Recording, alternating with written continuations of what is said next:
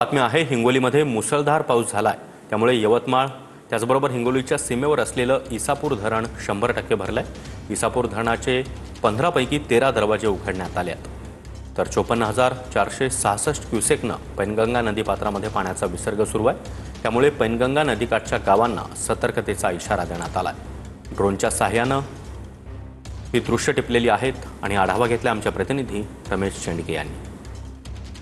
हिंगोली जिल्ह्यात मागच्या 2 दिवसापासून मुसळधार पाऊस पडतोय। त्यामुळे हिंगोली जिल्ह्यात असलेले सिद्धेश्वर आणि हिंगोली जिल्ह्याच्या पायथ्याला आणि उशाला असलेलं इसापूर आणि वेलदरी हे तिन्ही धरणं जे आहेत ते 100% भरलेले आहेत।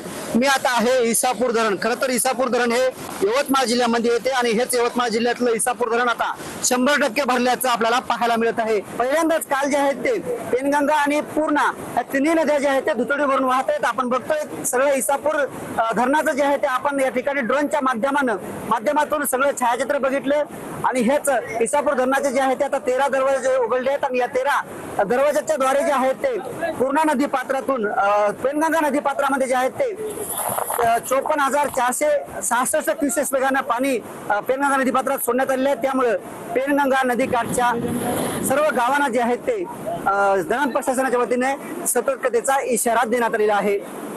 ड्रोन पायलट राम सोळंके सह मी रमेश चेंडके, TV9 मराठी, इसापूर धरण, यवतमाळ, हिंगोली।